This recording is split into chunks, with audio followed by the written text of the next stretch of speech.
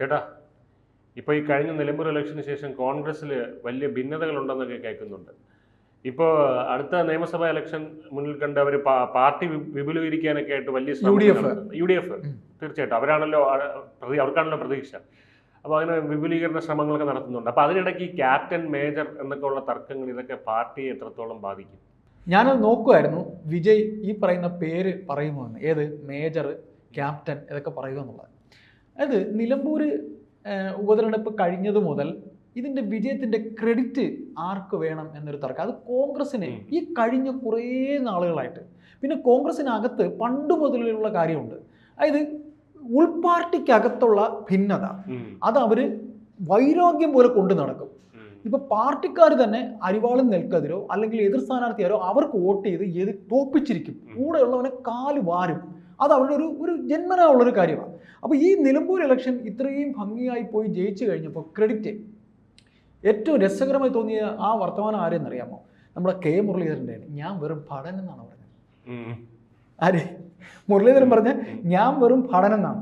ശരിക്കും ഈ പറയുന്ന VD സതീശനേക്കാളും അല്ലെങ്കിൽ ഈ പറയുന്ന രമേശ് ചെന്നിത്തലയെക്കാളും ഇതിൻ്റെ ഉത്തുംഗ ശൃംഗങ്ങളിൽ നിൽക്കേണ്ട ഒരു രാജകുമാരനാണ് കെ മുരളീധരൻ. ഇവരെല്ലാം കൂടെ പാലം വലിച്ച് ഈ പടി കയറുമ്പോൾ കാല് താഴ്ന്ന് വലിച്ച് തള്ളിയിടുമല്ലോ, ആദ്യം നിക്കറ് താഴെ പോകും, പിന്നെ അവനും ഇങ്ങ് താഴെ പോകും. അതുപോലെ പള്ളി നിക്കറ് വരെ പോയ ഒരാളാണ് കെ മുരളീധരൻ. അദ്ദേഹമാണ് പറഞ്ഞ ഞാൻ ഭടനാണ്. അപ്പോൾ ഇവിടെ നമുക്ക് പറയാനുള്ളത്, ഇവർ രണ്ടുപേരും മേജറെന്നും ക്യാപ്റ്റനെന്നും ഒക്കെ പറഞ്ഞിട്ട് ഈ വിജയത്തിനെ ഇല്ലാതാക്കുന്ന രീതിയിലേക്കാണ് പോയിരിക്കുന്നത്. അങ്ങനെ വരുമ്പോൾ ഇപ്പോൾ ഉണ്ടായിരിക്കുന്ന ആ ഒരു കാര്യങ്ങളോട് നമുക്ക് പറയാം. ഇത് ഈ പറയുന്ന രീതിയിൽ കോൺഗ്രസിൻ്റെ പുതിയ ഒരു കമ്മിറ്റി KPCC പ്രസിഡന്റിനൊക്കെ പുതുതായിട്ട് വെച്ചു.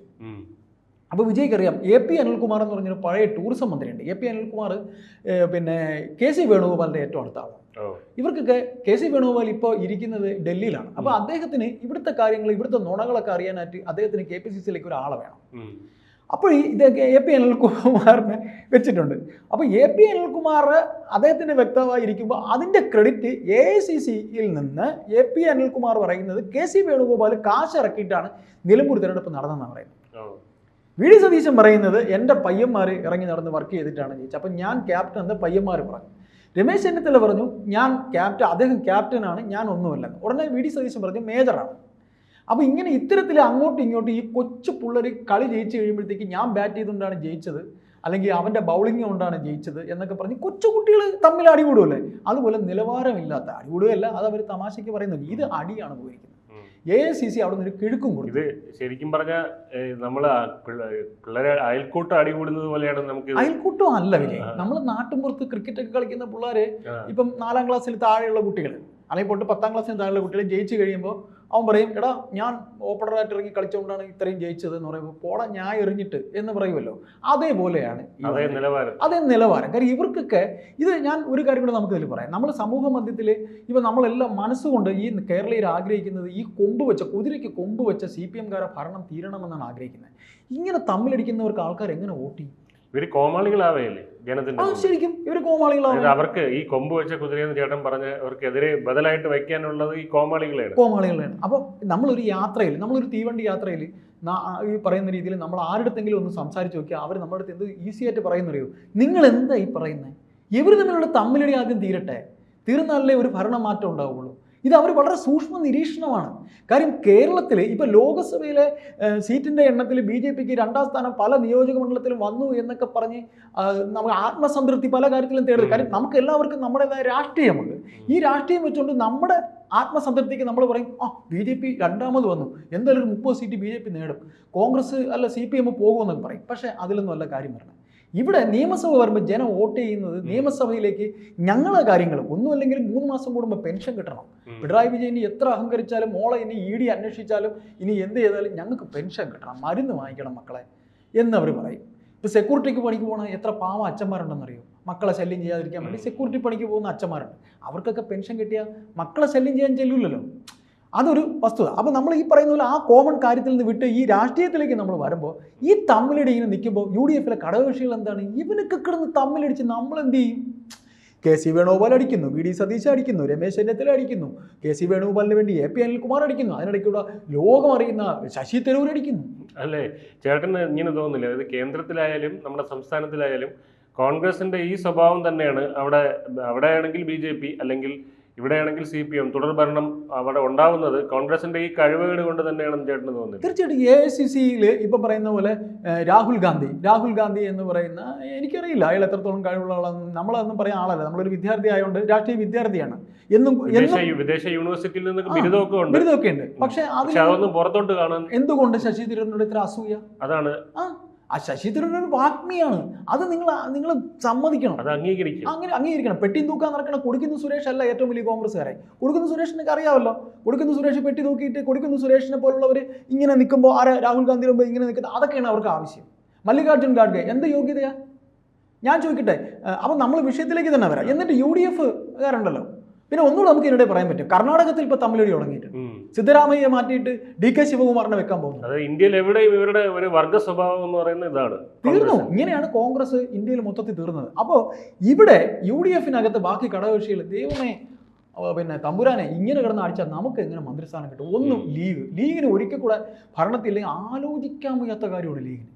അപ്പോൾ ലീഗ് കുഞ്ഞാലിക്കുട്ടി, ഇത് കീറാമുട്ടികളാണ്. ഒരാളെ പിടിക്കുമ്പോൾ ഒരാൾ അങ്ങോട്ട് പോകും. അപ്പം ലീഗുണ്ട്.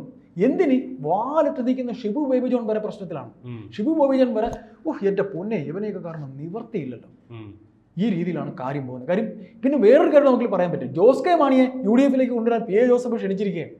ജോസ് കെ മാണി കോടികൾ കൊടുത്താണ് രാജ്യസഭയിൽ ഒരു സീറ്റ്, CPMന് കോടികൾ കൊടുത്താണ് രാജ്യസഭയിൽ ഒരു സീറ്റ് ഒപ്പിച്ചിരിക്കുന്നത്. ആ കോടികളുടെ പലിശ പോലും അദ്ദേഹത്തിന് ഇതുവരെ കൊടുത്തു തീർക്കാൻ പറ്റി കാണില്ല.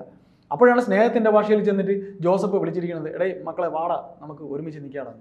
അപ്പം വരാമെന്നൊരു അർത്ഥം മനസ്സിലെങ്കിൽ ഇനി ഇങ്ങനെ പോകും. ഈ അടി തീർന്നാലേ പറ്റും. ഈ അടി ഇങ്ങനെ കാണും, ജെന്യൂനായിട്ട് കാണും.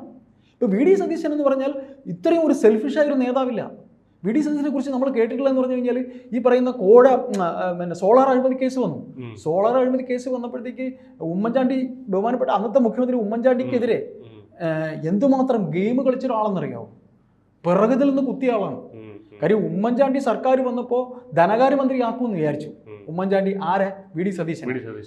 ഉമ്മൻചാണ്ടി എന്ന് പറഞ്ഞാൽ ആൾക്കാരെ നിരീക്ഷിക്കാൻ ഇത്രയും പാഠമുള്ളൊരു നേതാവ് വേറെ ഇല്ല. നിരീക്ഷിക്കാൻ ഒരു നിരീക്ഷണപാട്. രാഷ്ട്രീയക്കാരന് ഒരു അകക്കണ്ണുണ്ട്. ഒരു രാഷ്ട്രീയക്കാരന് എപ്പോഴും ഒരു അകക്കണ്ണ് വേണം. അകക്കണ്ണില്ലെങ്കിൽ നമുക്ക് മനസ്സിലാക്കാൻ കഴിയില്ല. അങ്ങനെ ആ അകക്കണ്ണിൽ അദ്ദേഹം കണ്ടു. ആരെ? ഉമ്മൻചാണ്ടി കണ്ടു.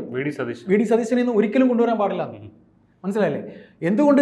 അത് പറയുമ്പോൾ നമുക്ക് ഒരു കാര്യം കൂടെ പറയേണ്ടി വരും. എന്തുകൊണ്ട് ചാണ്ടി ഉമ്മനെ അദ്ദേഹം നേതൃത്വത്തിലേക്ക് കൊണ്ടുവന്നില്ല? അദ്ദേഹത്തിന്റെ മകൻ എന്താ ക്വാളിഫിക്കേഷൻ അല്ലേ? ഡൽഹിയിൽ പഠിച്ചു ചേർന്നൊരു പയ്യനാണ് ചാണ്ടി ഉമ്മൻ. എന്നിട്ട് ഈ ചാണ്ടി ഉമ്മനെ അദ്ദേഹം NSUവിന്റെ വല്ലതും ആക്കിയോ? നാഷണൽ സ്റ്റുഡൻസ് യൂണിയൻ, KSU അല്ല, നാഷണൽ സ്റ്റുഡൻസ് യൂണിയൻ എന്തെങ്കിലും ആക്കിയോ? ഇത്തരത്തിൽ അന്ന് പോകുന്നവരെയും വരുന്നവരെയും ഒക്കെ സരിതാ കേസിൽ പ്രതിയാക്കി അല്ലേ? അങ്ങനെ പ്രതിയാക്കിയിട്ട് അപ്പോൾ ഇത്തരത്തിൽ VD സതീശൻ എന്ന നേതാവ് എങ്ങനെയാണ് ഉമ്മൻചാണ്ടിയെ പിറകിൽ നിന്ന് കുത്തിയത് എന്ന് അദ്ദേഹത്തിനോടൊപ്പം അന്ന് A ഗ്രൂപ്പിൽ ഉണ്ടായിരുന്ന മുതിർന്ന നേതാക്കൾക്ക് അറിയാം. പല മുതിർന്ന നേതാക്കൾ ഇന്ന് ജീവിച്ചിരിക്കുന്നുണ്ട് അല്ലേ? അവർക്കൊക്കെ അറിയാം. MM ഹസൻ അറിയാം. പിന്നീട് വേറെ പറയാനാണെങ്കിൽ മുല്ലപ്പള്ളി രാമചന്ദ്രൻ അറിയാം. എല്ലാവർക്കും അറിയാം. അപ്പൊ അതുകൊണ്ട് ഇദ്ദേഹം ഉടുപ്പ് തച്ചിരിക്കുകയാണ്. എന്തിനാണ്? മുഖ്യമന്ത്രിയാകാൻ. അങ്ങനെ അങ്ങ് മുഖ്യമന്ത്രിയാകാൻ രമേശ് അനുവദിക്കും നമുക്ക് കരുതാൻ പറ്റും. രമേശിന് എന്താ ക്വാളിറ്റിക്ക് കുറവ്? രമേശ് ചെന്നിത്തല എന്ന നേതാവ് കഴിഞ്ഞ തവണ പ്രതിപക്ഷ നേതാവായിരുന്ന സമയത്ത് നമ്മൾ കണ്ടതാണ്. നിരവധി കേസുകളാണ് അദ്ദേഹം സഭയിൽ കൊണ്ടുവന്നത് അല്ലേ? അപ്പൊ എന്തുകൊണ്ട് അദ്ദേഹത്തിന് യോഗ്യതയില്ല? അപ്പൊ അങ്ങനെ വരുമ്പോൾ ഇത്തരത്തിൽ കോൺഗ്രസിനകത്ത് ഒരു നിലമ്പൂർ ഇലക്ഷൻ ജയിച്ചു കഴിയുമ്പോൾ ഇവരെ ഗ്രൂപ്പിസം വീണ്ടും, അതായത് സതീശൻ ഇതിൽ വളരെ ബുദ്ധിപരമായ ഒരു കാര്യം കൂടെ ചെയ്തിട്ടുണ്ട്.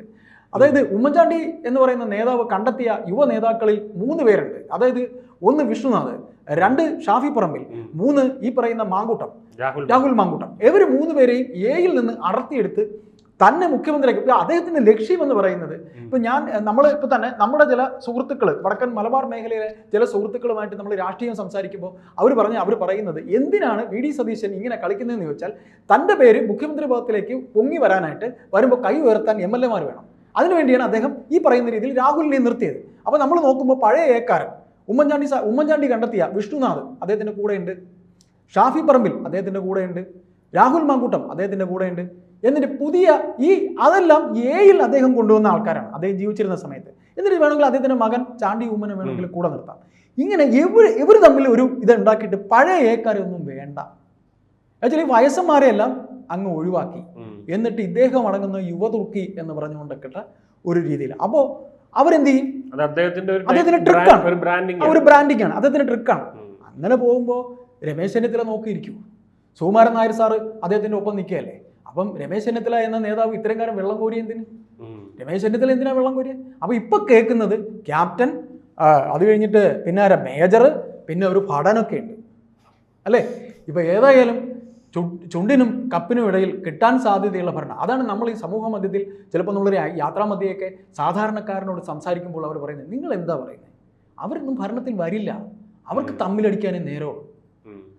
അതായത് മരുമകളുടെ താലി അറ്റാലും വേണ്ടില്ല, മകൻ മരിച്ചാലും കുഴപ്പമില്ല, മരുമകളുടെ താലി അറ്റുപോകണം. അതാണ്, മനസ്സിലായില്ലേ? ആ ഒരു പ്രോസ് ഉണ്ടല്ലോ, അതാണ്, ആ ഒരു പഴഞ്ചൊല്ലാണ്. മരുമകളുടെ താലി, മകൻ മരിച്ചാലും മരുമകളുടെ താലി അറ്റുപോകണം എന്ന അമ്മയുടെ ചിന്താഗതിയാണ് ഈ പറയുന്ന കോൺഗ്രസിനകത്ത് ഇപ്പോൾ ഈ നിലമ്പൂർ ഇലക്ഷൻ കഴിഞ്ഞിട്ട് ഉണ്ടായിക്കൊണ്ടിരിക്കുന്നത്. ഘടകകക്ഷികൾ ആകെ കൈകാലിട്ടടിക്കുകയാണ്, മുസ്ലിം ലീഗ് മുതൽ ഷിബു ബേബി ജോൺ വരെ.